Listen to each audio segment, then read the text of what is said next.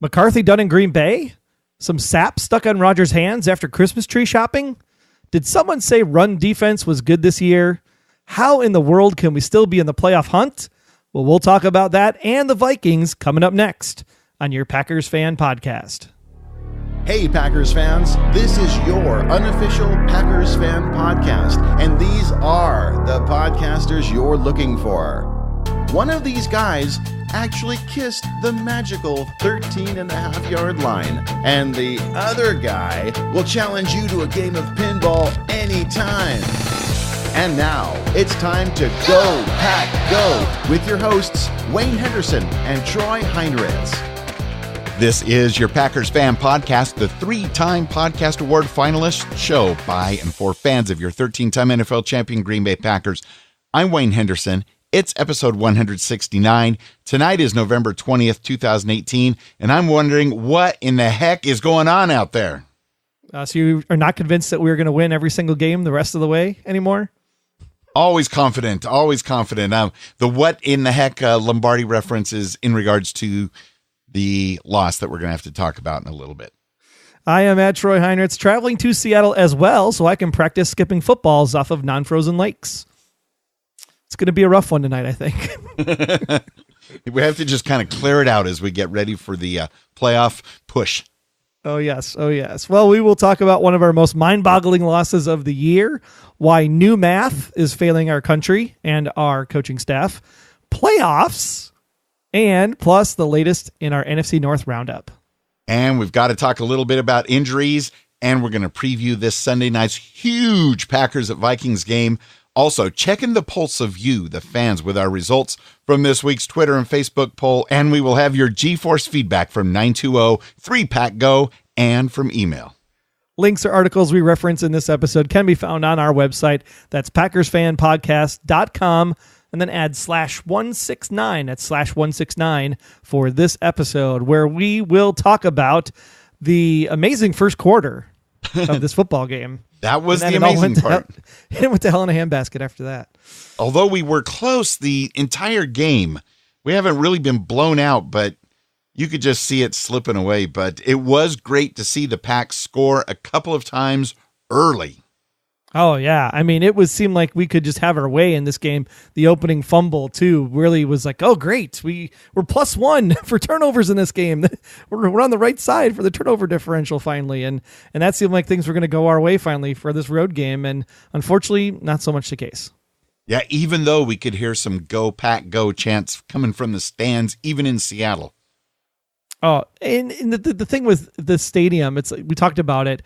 Lots of people are saying that this isn't as much of a home field advantage as Seattle has had in the past, but still cool to see the number 12 get hoisted up there, because 12 was doing some pretty amazing things when he was able to throw the football and not on his back, making sure that he uses his Tide detergent for those Troy Buck Tide commercials through the course of the game to clean his uniform from all the sacks he had. Oh my gosh. But he did throw one in that breadbasket to Tanyan that I watched that, and it's just as amazing as the Hail Marys, because I'm just like, how did he put that in there on the spot, on the run, that far away?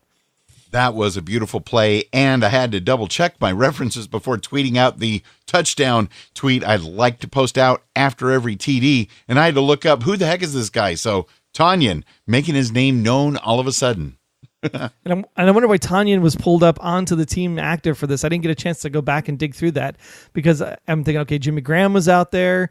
I saw Kendricks out there at one point. So Lewis, I guess, must not have suited up for this one to bring Tanyan into the fold, or Tanyan was filling in for one of the receivers potentially that didn't make the cut for the 46 or whatever you start on game day.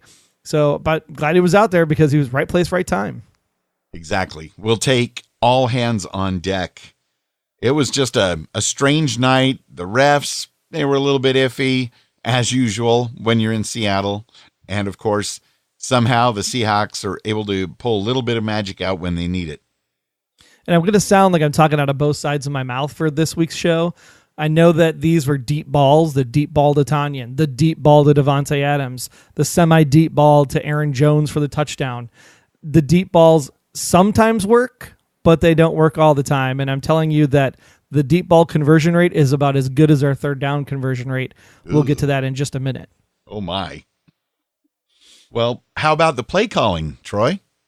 Well, let's just say McCarthy says he's playing the percentages when he decided to punt the ball with a decimated defense with 4 minutes to go in the game. I'm sitting there scratching my head going, look, worst case scenario, you punt the ball, they run the clock out, you lose by 3. Worser case scenario, you go for it, you fail, and you lose the game by 10. No big deal. Semi-worst scenario, you go for it, you don't make it. You go ahead and kick the field goal, and then you're down by 6, which still gives Rodgers like 2.5 minutes or so to maybe go ahead and try to win the game, and you win, 28-27. So, or what it would have been 31-30, I guess, would have been the case if the Seattle, there are all kinds of scenarios. The point is that Pro Football Focus specifically, the guys behind the numbers, those guys specifically said that Green Bay has a 2 in 10 chance of winning if they punt or don't convert, but a 4 in 10 chance of winning if they did convert. So if your chances are the same if you fail or punt, then I would say go for it because it's 50-50. You're either going to lose or you're going to win. And if you win, you're going to win. So really, really, I don't understand this concept of McCarthy was playing the percentages. He's got new math going on there, and I don't understand it. Yeah, because when you're dealing with the new math, I've seen some of the homework assignments in the past. That's the only explanation I can put to playing the percentages because you're right. Go for it. Worst case scenario, we still lose. Right. I mean, it was a loss. You punt it, you lose, guaranteed.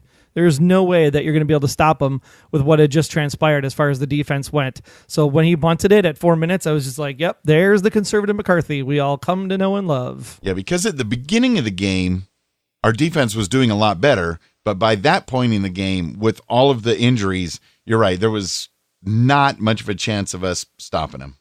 Plus, what you're saying by punting it away is that you're taking the ball out of 12's hands. The guy that you said is the guy that you want to have the ball in his hands to win the game at the end of the game when you had the situations like Jones fumbling the football or Montgomery running it out of the end zone. So for the coach to pull the ball out of 12's hands and give it back to the defense, thinking that they were going to get a defensive stop against the way Seattle had been running that entire fourth quarter with the decimated injuries, that is coaching problem all the way around. Es no bueno aquí. No. Terrible. Anyways, go back to play calling. Then we have the run game. Once again, the run game non-existent. And you know what? Maybe that's because Jones had an off night. I don't know. He wasn't getting a ton of yards on the ground, but when he was gaining, he was gaining, and he was very effective in the passing game. So the question becomes, why weren't you spelling him more with Williams to maybe get something going in the run game? Again, I think it was like 15 or 16 runs called again the entire game. So we're not even getting to the 20 mark in total runs called as far as the playbook is concerned. And that's because we keep passing on first and passing on third. I'm just going to run this down because I did some digging into this game because it just, I was frustrated watching this, Wayne, as this transpired. So I'm just going to talk about the plays where we punted the ball away. Those specific drive sequences, right? Okay. So in the first quarter, the one punt came on a short pass, which was incomplete, a 5-yard run, and then a deep pass that was incomplete. 3 and out, we were gone. Second quarter, there was one where we passed for 6, run for 5, run for 3, run for 3, trying a deep pass, got sacked, -4 yards. Okay, so that's at halftime. At halftime, we had 6 possessions. 4 of those were scores or scoring attempts because we did miss the field goal, which would have tied the game, by the way, but we'll get to that too. 4 scoring, 6 total drives, 4 scoring attempts, 4 scoring attempts, 2 punts. So then you go into the second half, right? The third quarter, we're kept alive on a drive with a penalty, then got our own penalty to kick us back to, 10 yards. So we're going 1st and 20. And then we go short pass for 2, short pass for 11, deep pass incomplete. Really? And then on the next one, we go deep pass incomplete, run no gain, deep pass for a sack. And then the next one, we go deep pass for a sack, run for 7, deep pass for a sack. And then the next one, we go deep pass incomplete, short pass for 8 yards, and then sticky buns happened, where we skipped the ball over to Scantling to end the hopes and dreams at that point. Yeah, but that's about when the facepalm happened at my house. Like, gosh. if you play that back, just hit 30-second skip twice on your player and roll back through that, you can get the very quick summary that says deep passes do not work. They're fun. They're great when they convert, which was 3 of them, but there's 4, 5, 6, 7, 8, 9, 10 deep passes, and only 4 out of 10 convert. That's less than 50%. Where short pass 5 yards, short pass 6, run for 5, run for 3, short pass for 11, short pass for 8.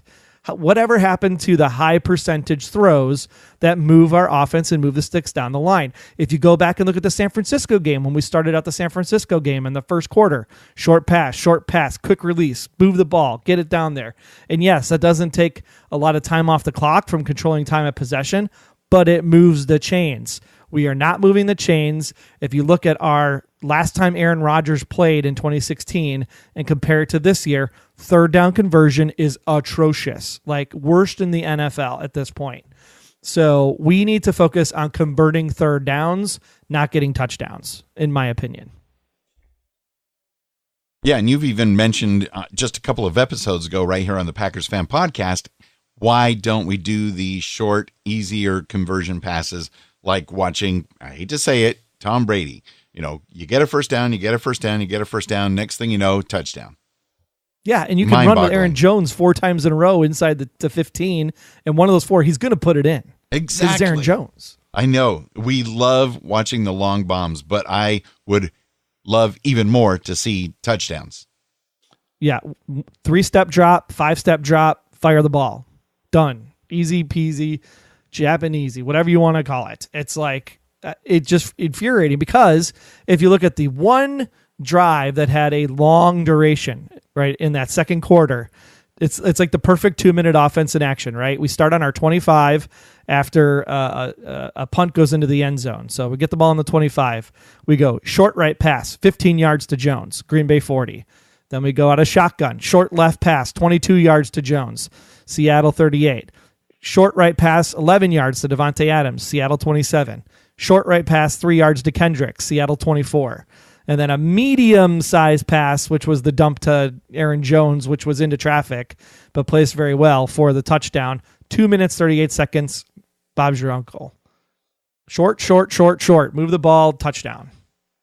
Yeah, when you mix in Rinse, that kind of repeat. confusion with the fact that we've got injuries, we've got a defense that's having a lot of struggles, and it does not add up to very many victories. So we got to turn it around and turn it around this week. Yeah, and whatever you want to say about that, skip the ball to Scantling. Rodgers is like, it stuck to his hand. What the heck was that? At least from the podium this season, I feel like Rodgers has been very honest, right? We should have blown out Buffalo by more than 22-0. We should have hit better throws on the one game that he said that he wasn't as accurate as he was against the Patriots.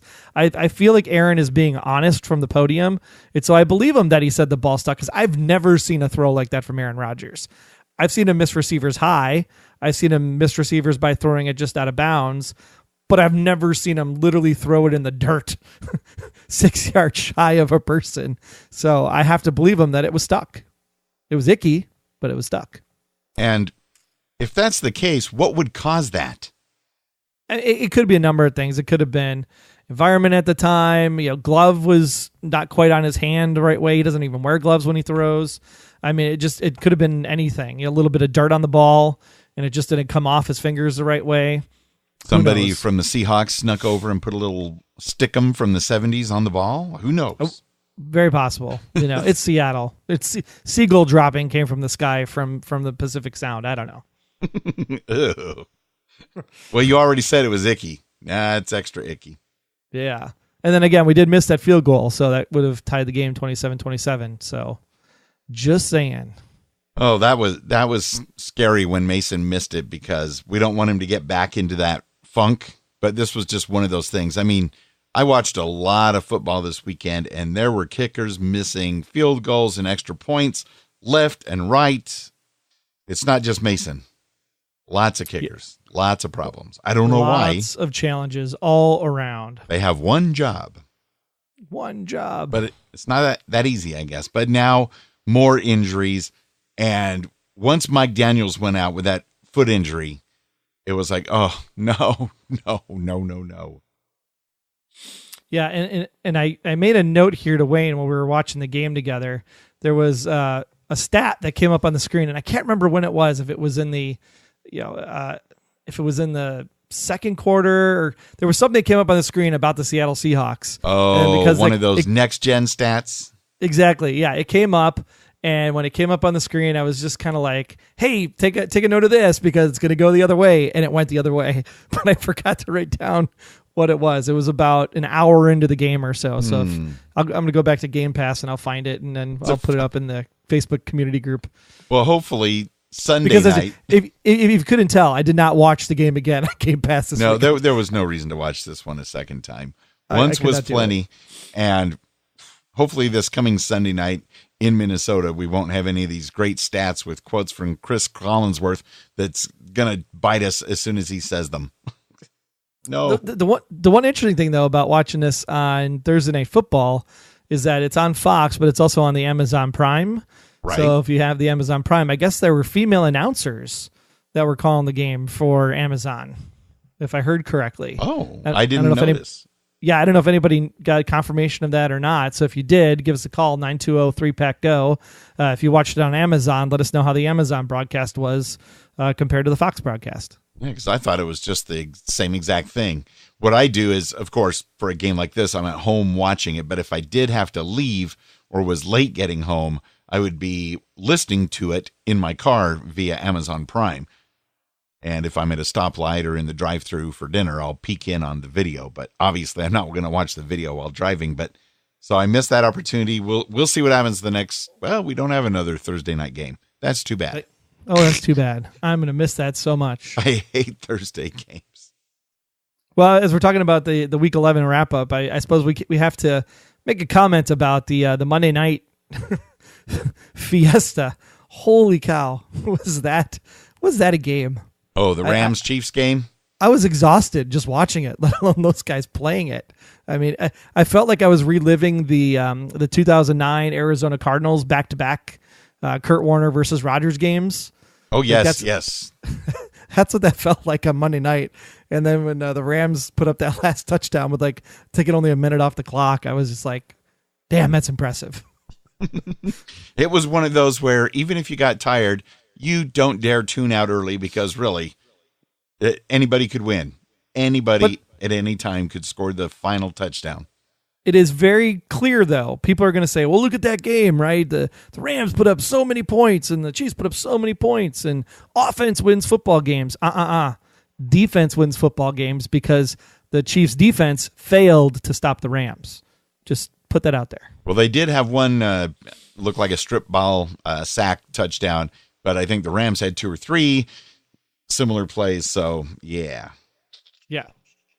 I'm glad we've already played them, and maybe somebody will knock the Rams out of the playoffs before we have to play them, and then we get to play the Chiefs in the Super Bowl. But by then, everything will be 50-50. That's right. A boy can dream. It is the holiday season after all. It's magic. It's in the air. Yeah, just like injuries in Green Bay. That seems to always be in the air.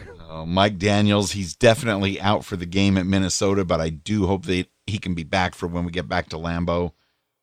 Lucas Patrick out with a concussion and might not be back, as is Kevin King's hamstring. Might not be back. Yeah. Spoiler alert. And Jimmy Graham, though, he's got that thumb injury. And as soon as he got injured in that game, there went my hopes of him sticking it to his former team. But he says he's going to try to play with that broken thumb this coming week. So we'll see how that goes. I say roll the dice with Tanyan, man. He catches the ball at least. We're still waiting to see Kumaro. Come on. Yeah, at this point, you got to activate him. You got nobody left to play, catch the ball positions. Just anybody. Put him out there. Yeah, because Cobb is still questionable as well. Kentrell Bryce still questionable with the ankle injury, and then Nick Perry going to be out also. So lots of stuff to think about as we move into Minnesota, because that is a huge game. Well, even Breland and Green are questionable as well. Really? Raven Green is... Wow.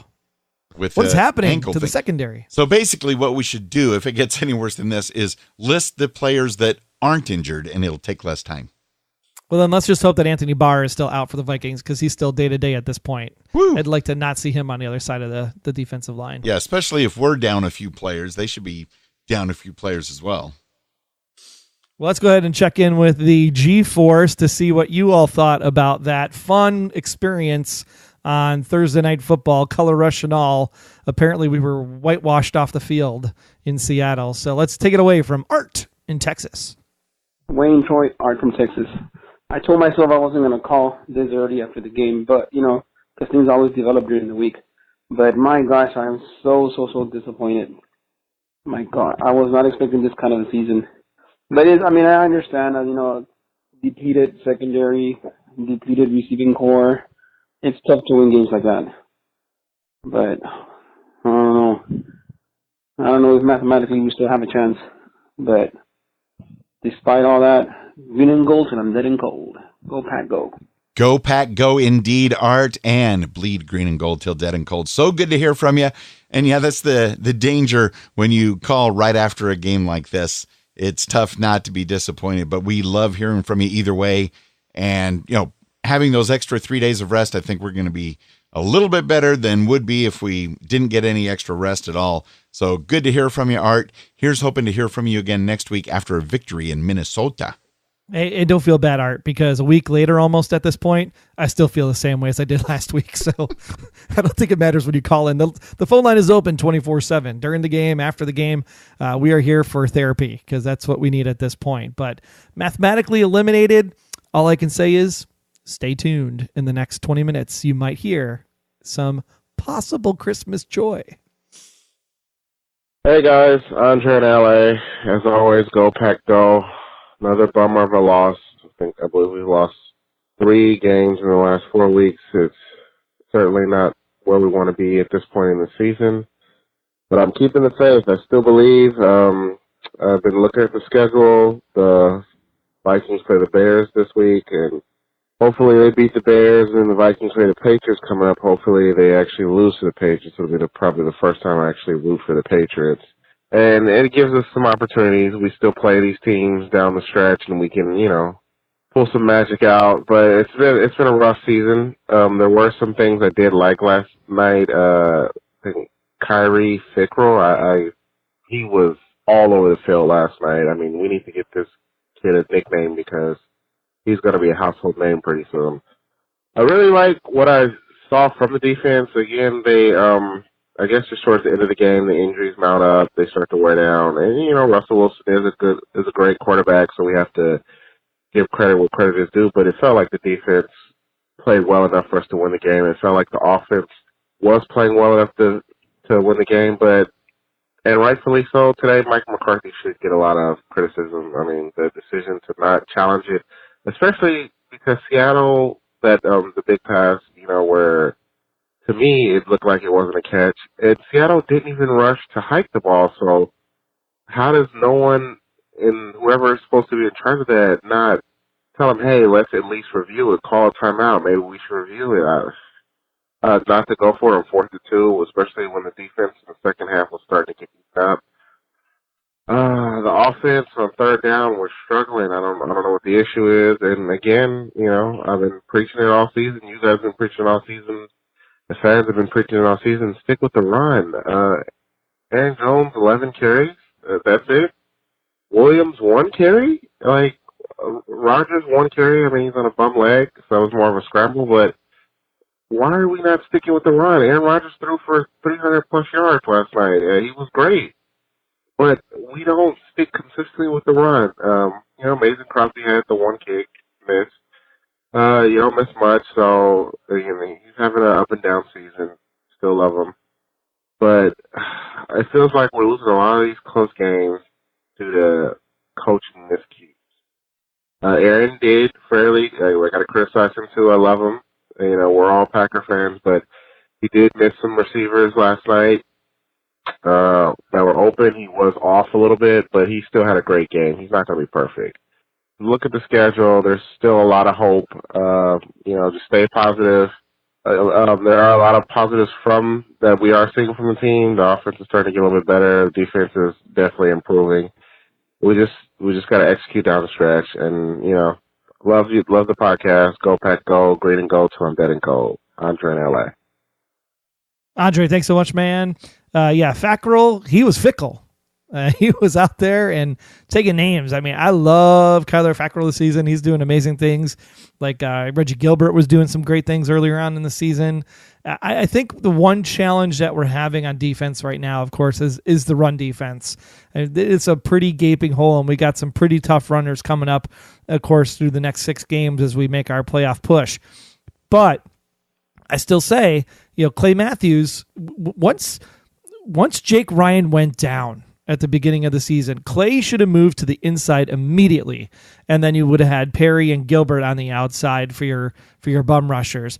I don't understand why that didn't happen. And if someone doesn't call somebody and make that happen this week, because if you heard us last week, we said, where's Davis? We need to get Davis into the game. Davis has got to come back whether he's hurt or not because we need a return person. And then boom, there's Davis on the field. So somebody's listening in the Green Bay front office. So I'm telling you right now, Clay Matthews, inside linebacker. We did that a few years ago. We were a shutdown run defense because of it. I think that is something that has to happen in order to make the push down the stretch to tighten up the defense. Then you have the missed challenge opportunity. That one I can't fault Mike on. He's got 1 timeout left. It's still early in the game. You might need that timeout in order for a game-winning field goal based on the score. It was really hard to see. The camera angles weren't perfect. It was even like last minute before they ran the next play that they were showing the replays to the TV viewing audience. So if the coaches upstairs didn't get a good enough look, you got to save that 1 timeout. Now, why you use the other 2 timeouts in the half, that we can have a conversation about. But missing the challenge opportunity so that you didn't have the opportunity to challenge it because you didn't have a spare timeout, I think that's the bigger problem. But at the same time, we really could have used a timeout at that point anyway. The team needed the little breather, whether we won or lost the challenge. But, yeah, that one's a head-scratcher. And, Andre, a great point about the fact that in these remaining 6 games, it's hard to believe that we think of it as a plus, but mathematically it is a plus that we still get to play all of our NFC North opponents one more time. I don't know if that's a mathematical plus. I mean, those are 2 tough teams between the Bears and the Vikings.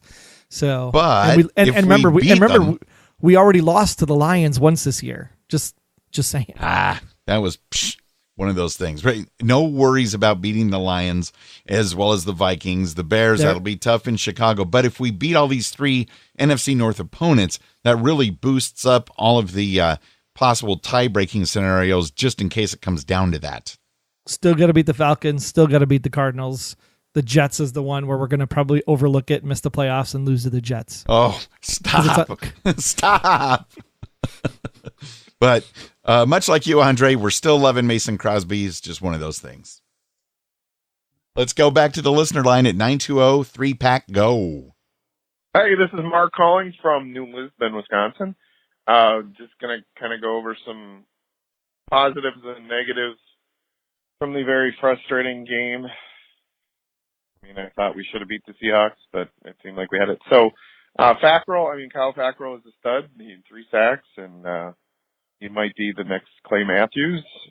We need a pass rush, and we're right up there in the league in sacks, which is positive. Aaron Jones, every week I talk about, how great a running back he is, but apparently Mike McCarthy doesn't agree with that. But we won't get into that. They played a good first half, but it doesn't seem like there are any apparent halftime adjustments. Teams beat us in the second half, and some of that is coaching. So that's kind of getting to the negatives. If McCarthy does lose his job, I think it's going to be because for 13 years he had substandard and sometimes terrible special teams. And they cost us a trip to the Super Bowl. They've cost us game after game. And you never got it fixed, Mike. And I love Mike McCarthy, but I think most Packer fans would agree we need a change here. So some of the negatives, if somebody could explain to me why the smartest quarterback in the league, Aaron Rodgers, hasn't figured out that timeouts are worth more than 5-yard penalties. I mean, think about it. The play clock's running down, and he takes a timeout. Hey, Aaron, just take the 5-yard penalty. Instead of 3rd and 3, it'll be 3rd and 8. I think we can make that. But you burn a timeout, and that has never made sense to me. So that's a negative, just to how we waste timeouts. I think Russell Wilson outplayed Aaron Rodgers. Statistically, it didn't look like that, but at crunch time, Wilson was better. And all this talk about how we wasted another season with Aaron Rodgers, it's not all about Aaron Rodgers. It's about the Packers. And the Packers have wasted seasons, and partly they're not getting to the Super Bowl because of things that Aaron Rodgers are doing. It's things that he's doing.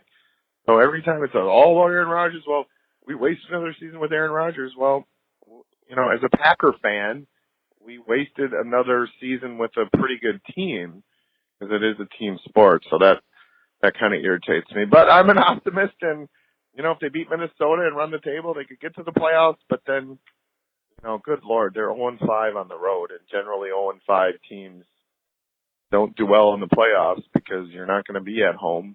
So it's been a frustrating season, but I think Gutekunst and everybody will get it turned around. I think we'll have a new head coach next year. And go Pack, go. Thanks for listening, guys, and enjoy the podcast. Awesome. Thanks for the kind words, Mark, and thank you for your call. More love for Kyler Fackrell, and brought up a great point about, are we just not very good at halftime adjustments? I don't know if we can't be good at them if there aren't any. Well, that's another way of saying it. Whoa. I mean, I don't know if there's a halftime adjustment that's needed. We just don't convert on third down. I mean, that's what it is. I mean, I'm just looking at, you talking about road losses. You're talking 4 road losses in 16 made the NFC Championship game. 3 road losses in 15. Team was a little bit better that year, right? When we had the chance to go to the Super Bowl, and then you take a look at that. That one was an interesting season all around because that was just perplexing that year as well, of how we were able to go all the way that we were able to go, because the team wasn't a great team. It was just an average team. And I think we've been consistently average for the most part, if you look at how we've been playing. So it is what it is. I at this point, it's coaching. Like you said, special teams has been abysmal. The fact that we have so many injuries is abysmal all the time. I mean, people say football is a contact sport. Well, it comes with preparation. We had guys wearing less stuff, back in the day, and weren't getting as injured, or at least playing through the injuries more. So I think we're being overly cautious with things, or something with the injury side of the front. I just don't get it. I mean, we got Doc McKenzie, great doctor, so it's not like it should be like the medical staff issues, but there's just something there that just doesn't add up to me in the back of my head. But it comes down to coaching. Third down conversions this year are abysmal, and that's why we're losing games. Doesn't matter if you adjust or not, especially when you keep getting the ball at the start of the second half. I mean, like you said, scored 100% of the time until the Patriots game. Until somebody mentioned it. But yeah, otherwise, I had thought for sure by this point in the season we would have lost these 3 games anyway. So that I'm not looking at these 3 games as like the losses. The fact that we were able to hang with the Rams, hang with the Patriots, hang with the Seahawks. The fact that we lost to the Redskins and the Lions, I think, is more what chaps my ass at this point. The fact that we had to come back from behind to beat the Bears and come back from behind to beat the Niners and tie the Vikings when we had a chance. Those are the things early on in the season that I'm just tired of over the last 3 years, specifically from a Mike McCarthy coach team. Like, I don't want to have 4 and 6 run the table. I don't want to have RELAX. I want to be 7-1 going into a tough road schedule, and then if I dump 2 on the road, it's not going to destroy the season. That's the problem. The problem is the first 6 games where you've had 4 games of preseason to prepare, and nobody comes out of the gate prepared. And, we're still finding our identity as a team. That's bullcrap. And we hardly even play in preseason. Exactly. We don't even play the ones. So let's play the ones more in preseason so we can find our identity by week 2. And then let's run the table from week 2 instead of running the table from week 10. So I'm fired up this week. You should be. And that's very well put. I mean, that sums it up exactly. I agree with Mark, though. It's not about we wasted another year with Aaron Rodgers. If anybody wasted anything, we wasted another year not getting a better coach. I mean, Mike McCarthy's been great. I appreciate the guy 100%. But when you look at Week 11, this is what chaps my butt. When you look at Week 11 and you watch that Monday night game and you look at the offensive schemes that were being drawn up on Monday night, tit for tat, back and forth, those are offensive mindsets that we do not possess as the Green Bay Packer organization right now. That mindset is what is missing. That mindset is 100% coaching. That is not Aaron Rodgers. So yes, you can say maybe we wasted Aaron Rodgers because we didn't have a good play scheme. But at the same time, You have to look at, I mean, Sean Payton, I don't know if anybody saw this play, but it was, they called it like triple bunch, I think is the best way you could explain it. They had 3 receivers on the left, 3 receivers on the right. Drew Brees is lined up as a receiver. Oh. And Taysom Hill was also on the field, lined up as a receiver. You had both quarterbacks on the field at the same time. And there was no quarterback. Nobody was in the gun. Nobody was behind center. They were all lined up 6 wide.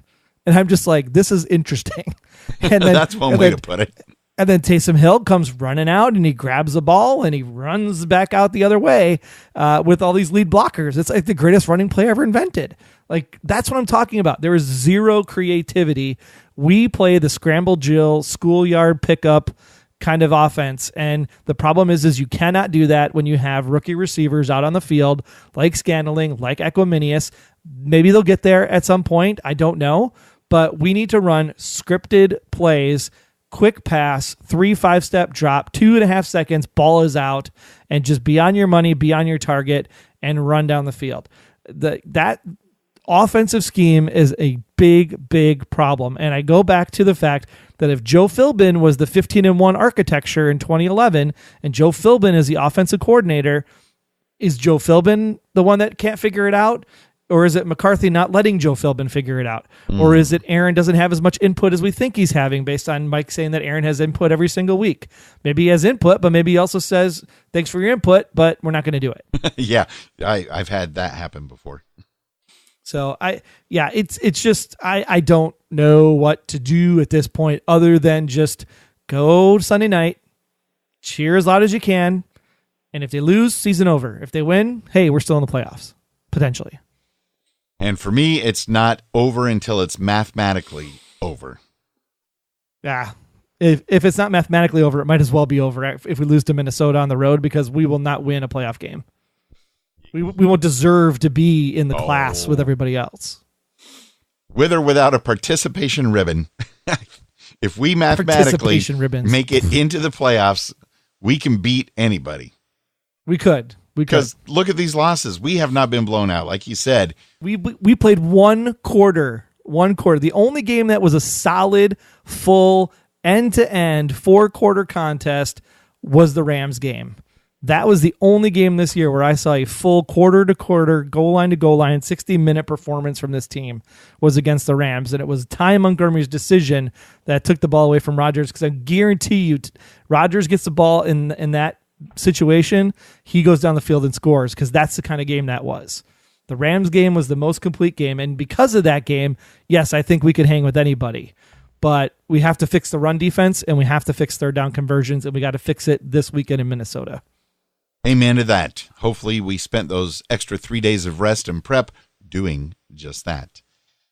And I wanted to get the pulse of the Packers Fan Podcast community there. So on our Monday Twitter poll at Packers Fan Pod, as well as in our Facebook community at PackersCommunity.com, I asked Packers fans, what's your mood as a fan now that the Packers got the 3 extra days of rest and prep going into the Vikings game?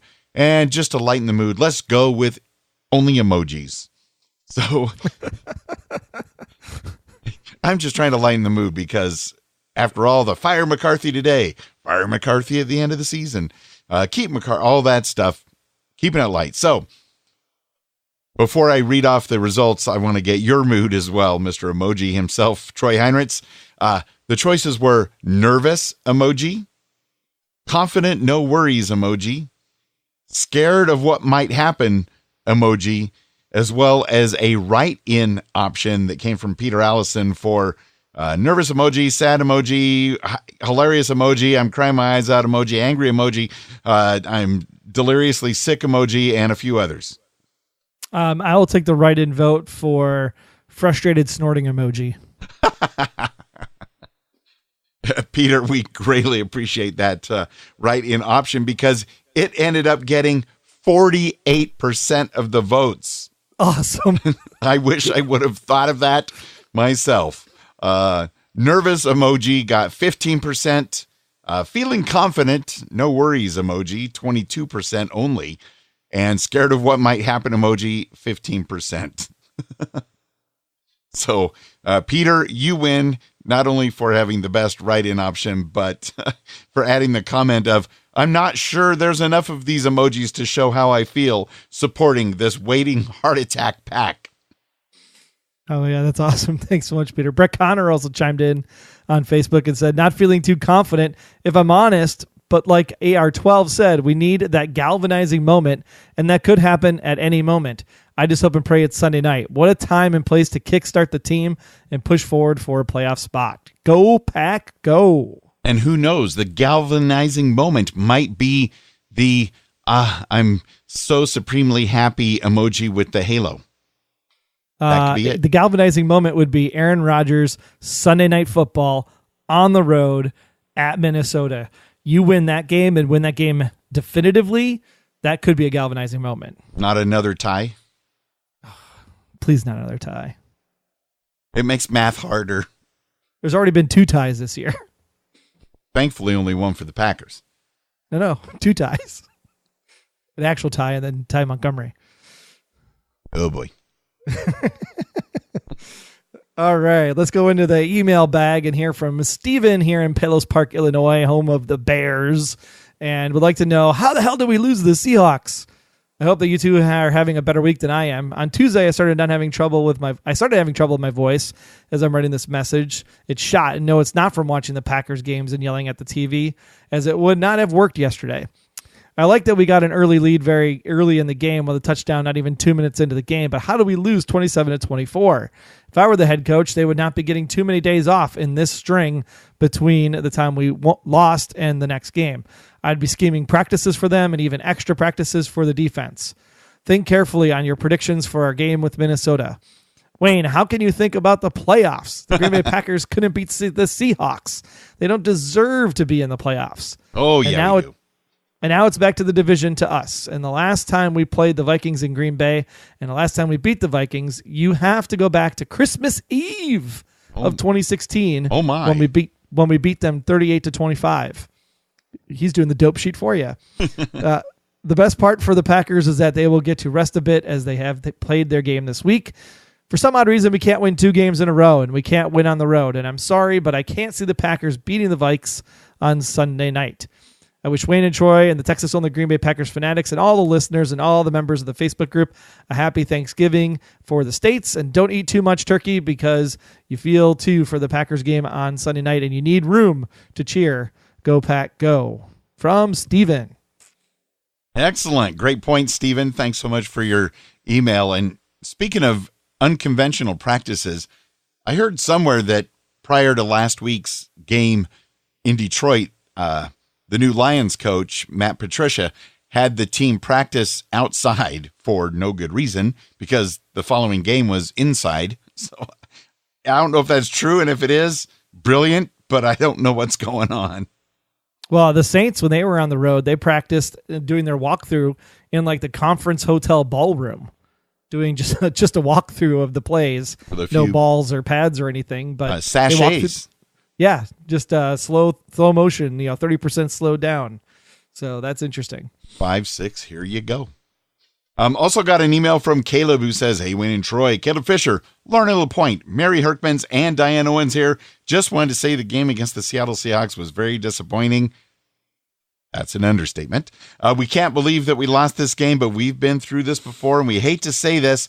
We might need to make a coaching decision. We also think that we've been given up way too easy when we are supposed to win the games we're leading in. But until next time, Packers Nation, this is Caleb Fisher and company saying no matter what, we'll never stop cheering for our Green Bay Packers. Go, Pack, go. Bleed green and gold till dead and cold. Go, Pack, go. Thank you so very much, Caleb and company. Good to hear from you. And yeah, that Seahawks game was a head scratcher. Well, you can get more great discussions like these and continue the conversations over at PackersCommunity.com. Obviously, we have McCarthy's press conference videos up there. A lot of discussion on what you think McCarthy's future will be with the Packers and should he be fired. A lot of people thought he was going to get fired after the game. I thought that was quite interesting. Some Packers community members have some great positive comments about the team and a lot more over at PackersCommunity.com. Well, since we're talking about all the crazy things happening in Green Bay and like, oh, woe is me and everything's falling apart, let's just go ahead and talk about next year right away. Oh my, look to the future. So Forbes put out an article, and I find it interesting that I've been reading more of the Forbes coverage of the Packers this season than any. But Green Bay has just 40 players under contract for 2019, and according to overthecap.com, will be approximately $47.5 million under the projected salary cap of $190. Gutekunst, an aggressive general manager, should have the financial wherewithal to make a big splash or two when free agency arrives in March. Now, there are 5 very high-priced veterans when you look at what we're up against in the free agency. So that obviously goes to Clay Matthews, Randall Cobb, Jimmy Graham, Brian Bulaga, and Nick Perry. Now, if you look down the list at all 5 of those people, not many of them deserve to come back anywhere near what they made this year. So if they were to come back to Green Bay, I think you have to restructure those deals. They have to take big pay cuts. And Graham, specifically, he has an option on his contract, I believe, as well does Nick Perry have an option on his contract that if they do go past the date for being part of the 2019 season, that they have to pay those options out, and those do count against the cap. So I don't think you're getting the production out of Graham that you expected to get. So I would not chance that option, nor would I on Nick Perry, to be quite honest. So I say let's clear up some cap space, go get some free agents, and then draft and develop and start with a new team. That's Fackrell, Clark, Gilberts, Martinez, and then Kumaro, Allison, and Scantling for the future of the receivers along with Tay. It's interesting, but it just seems to be, the circle of life in football where every 8 or 10 years you get a fresh start. It just seems unfortunate that it has to be so much at one time. But you make great points, and I'm ready for the next Packers team with those fine folks with Scantling and Allison and Kumuro especially. But Fackrell, Clark, Gilbert, and did you say Martinez? Blake Martinez. That's a great defense. That sounds like a great Packers team to me. So we clean the house one year. If we miss the playoffs again this year, we'll clean it again, and then from there it's write out the rest of Rodgers' contract and hopefully goes to like 42, and we win some Super Bowls before he's done. Now you're talking, Troy.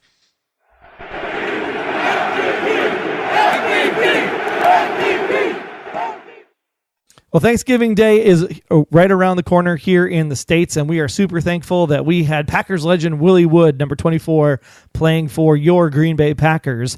And we're even more excited that we have Packers fan podcast supporter Bryant out there at the $24 Willie Wood level supporting the podcast. Thanks so much. You can do that as well. Head on over to PackersFanPodcast.com/support and make your holiday donation so that Wayne and I can keep the website up and running and do some other fun stuff here for the podcast and get that back to you as we close up soon here on 2018 and prepare for 2019. We're also very thankful for the Texas-only Green Bay Packers Fanatics Facebook group. They are still supporting the show at the $12 a month Aaron Rodgers level, and we thank you so very much. It definitely helps out. And as always, at the end of this episode, you'll hear their very own Go Pack Go and sign off for this episode.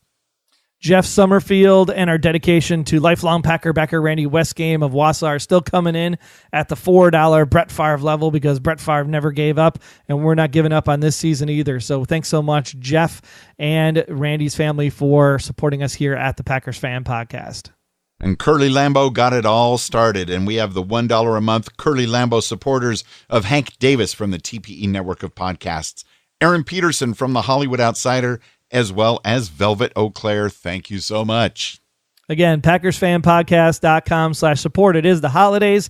It is always better to give than receive. So please give us a few bucks. That will help out a long way to making sure our holidays are bright and green and gold here at your Packers Fan Podcast. It's going to be fun. So thanks again, Aaron, Hank, Texas-only Green Bay Packers Fanatics, Bryant, Randy, Jeff, and Velvet for your awesome support of the show this season.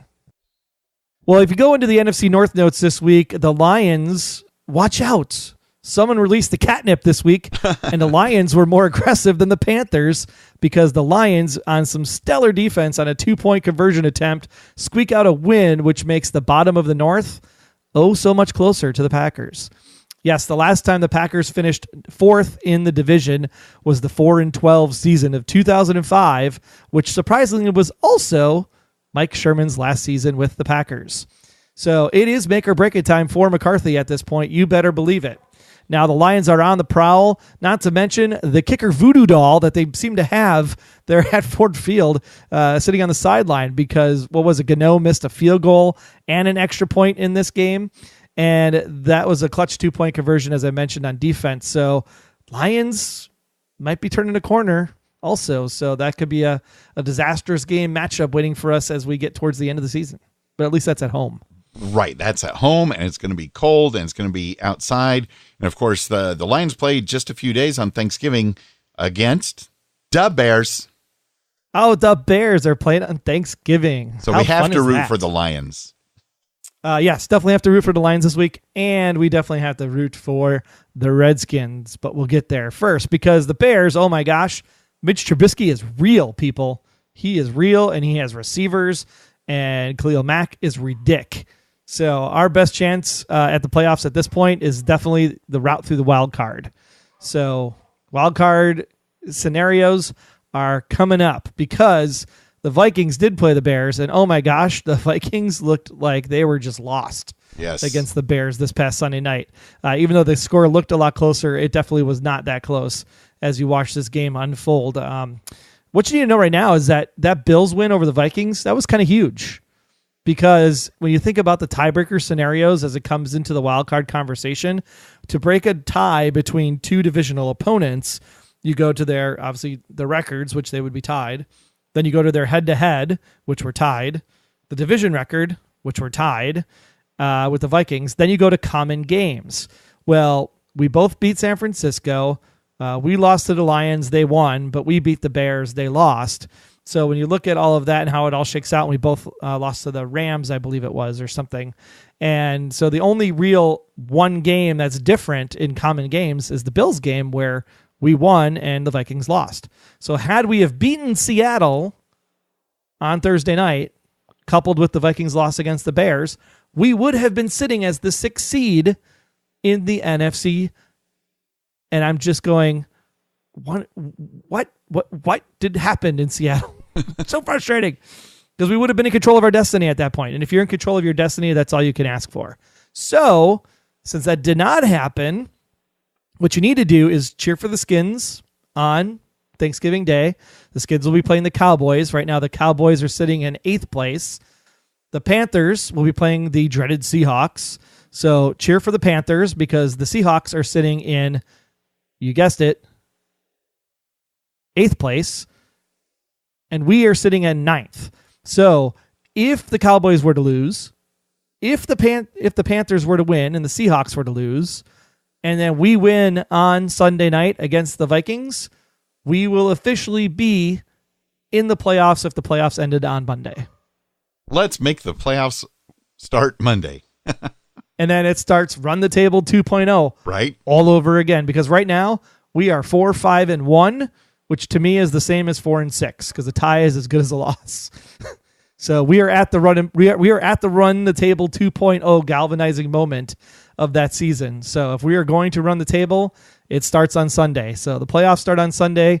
If the other two things happen, we can make the playoffs on Sunday. So let's just win it out and do it for Lombardi, Curley, Willie, Nitschke. Let's just do it. Reclaim the season. Make a whole different second half story. Rewrite our own narrative. Go Pack Go. Go Pack Go. Because the Vikings are up on Sunday night, and the teams matched up pretty evenly last time, I hear. I was there. It was pretty even. I mean, it was a tie. So that's the definition of even. So I think the biggest thing here is that containing the running game. I mean, Dalvin Cook fumbled the ball against the Bears on Sunday night, so he's got the same situation going on that they had in Seattle. That maybe we can get an early turnover. That would be fantastic. But containing Dalvin Cook, that's key number one. Contain Thielen in the receiving side. That's number two. I mean, Jari Alexander has been amazing, so I hope that Alexander is going to be paired up with Thielen for most of the game and shut him down, because that makes the passing game a lot more restrictive for Kirk Cousins. And then just rush the hell out of Cousins. Oh my gosh, he looked dazed, confused, and then some on Sunday night against the Bears. There should be picks aplenty, I think, for the secondary, the way Cousins was slinging the ball around the field against the Bears. So let's go ahead and get the defense some turnovers and then control the clock. Run the ball. If we do not have over 30 minutes of time of possession in this game in particular on the road, I'm going to drive to 1265 Lombardi myself and knock on the front door. And I will declaim, I am Roland of Gilead. Here I am. And you brought your horn. And I'm going to blow it, damn it. Make it happen, Troy. 30 minutes time of possession. No more, no less. You can go more if you want, but no less than 30 minutes. Very important. Heck, I'd love to see a game where we have 50 minutes of offense, but one thing at a time. Odds are we would win that one. Let me just tell you. Oh, yender, hey. Let's check in with the official Packers dope sheet for a few things that Steven may not have brought up. It's week 12, the Packers at Vikings, and we will have the entire dope sheet linked at PackersFanPodcast.com/169. The 4-5-1 Green Bay Packers kind of heading out to Minnesota, who are 5-4-1. That's too many numbers. The Packers play their last of 4 road games in a 5-game stretch when they play the Vikings Sunday night. And this is the 6th straight season that the teams have met in a primetime game. Now, Green Bay has won 5 of the last 8 games at Minnesota. So that gives me a lot more hope than I thought that number was not what it was going to be. And isn't that 3 losses the last 3 times we were there? We have won 5 of the last 8 games in Minnesota. Okay. We'll just go with the way it was written and then just not look at the details. Yes. Details. I've heard that Bob's your uncle. In light of our tie with the Purple Ones earlier this year, the Packers have a 28-28 record in away games against the Vikings. So another tie that needs to be broken Sunday night. All time, though, Green Bay holds a 60-53 and 3 ties edge over the Vikings all time. So we've tied those purple people 3 times. And that's crazy. That's crazy. That's next gen stat of the week right there. As we go into overtime in Minnesota this week. Oh, I'll be hanging onto the edge of the couch. Notable connections. Green Bay assistant defensive line coach Jay Hayes coached on the Minnesota staff in 2002. And Packers wide receivers coach David Ray grew up in Edina, Minnesota. And, of course, Vikings cornerback Trey Waynes is from Kenosha, Wisconsin, don't you know? And, again, the full dope sheet will be at PackersFanPodcast.com/169. Now, as far as our predictions, Troy? Well, props. Props first. I'm getting Kenosha correct, but it would be Edina, Minnesota. Oh. Another tie. I got one right and one wrong. Hey, I'm not going to study up on how to pronounce cities in Minnesota. I'm still working on, Oshkosh and Kenosha and the Wisconsin names. But thanks for the props in no a problem. Roundabout way. Now, props to you, Troy. You got the final score of the game correct. You just assigned the points to the wrong teams. I was being optimistic, Packers Wayne. I was being optimistic. 27-24 was the score, but the wrong team had 27 points. So go first this time. How are the Packers going to do in Minnesota on Sunday night with Chris Collinsworth calling the game? Chris Collinsworth isn't calling the game. He's going to be quiet when the giant Chris Collinsworth shut the heck up button. There is a button for that. There is a button for that. We'll probably put it up in the Facebook group for you all to use. It was 29-29, if I remember correctly, from that tie that I was sitting at with my good friend Vikings fans that came with me. So I'm assuming it's going to be pretty close to about that same mark. So I will go with Packers 27, Vikings 20. That's a huge victory. And the Vikings will sputter out at the end and not make the tie possible. Every single year, the wheels eventually fall off the Purple Ones. Game-clinching interception is what's going to happen. Ooh, a dagger. A dagger for the first time this season. I'll take it. A clean dagger without having to come from behind and blah, blah, blah. We're going to own the game all the way through, all 4 quarters. Easy Statement peasy. game coming up. I'm already tuned in. DVR is set, and I'm ready. Now, I do see 27 points in this game, but those are going to the Vikings, and the Packers will win a close one. We're going to win 30-27. to 27. Whew, okay. So it's not going to be as relaxing, but I like the sound of yours a bit better. But I was afraid you were picking your first loss ever in 8 years of the Packers Fan Podcast. Oh, there would be fanfare if we were leading up to that. I don't see it happening. Okay. Season 14 or 15, who knows? We'll see. Now, game time weather in Minnesota. Well, since the Vikings fans and their players don't like weather, they're going to be playing inside Sunday night, so irrelevant. Well, they like weather. They just like making their own. 74 degrees Fahrenheit, something like that. It'll be fun either way. It's Sunday Night Football. It's going to be the first step in a long journey to Super Bowl. Was it 53 this year? I didn't even Roman look numerals. I was like, hey, are we buying tickets this year, Wayne? Is this the year we're going? And all that kind of faded into the background over the last couple of weeks. Hey, it'll be an indoor game in the Mercedes-Benz Dome, I believe. That is true. All right. Well, that'll end it for this week. We have gone long enough. The unofficial Packers Fan Podcast, not affiliated with the NFL or the Green Bay Packers. However, we still would love to make that happen, even though we're a little bitter this week. Have someone contact us at media@PackersFanPodcast.com if you can make that happen. And follow us for all of the rest of the season, as well as the off-season, on Twitter at PackersFanPod. Follow me on my personal account at Wayne Henderson, and be sure to watch Doctor Who and listen to my Don't Blink podcast. And I am at Troy Heinritz, and I want to let you know that the Blacklist will return now, as of today, on Thursday night, January 3rd, for the first hour of a 2-hour opening. So January 3rd and 4th will be the 2-hour Season 6 premiere. That is the first Thursday, post-Thursday Night Football, so what better way than to get rid of Color Rush than to watch Raymond Reddington, Color Rush himself, over on NBC. So that's at the Blacklist GSM on Twitter. GSM for Golden Spiral Media. At the Blacklist GSM. Be sure to check that out. And then tell everybody, whether you're a Whovian or a Blacklister, in the Packers Fan Podcast community over there at PackersCommunity.com, and join the conversation. And let your voice be heard on the next episode of the podcast. PackersFanPodcast.com/feedback is where you go to find the details on how to get in your feedback. Thanks yet again for listening to another edition of your Packers Fan Podcast. Be sure to subscribe on Apple Podcasts, Google Podcasts, and all the other great places fine podcasts can be found.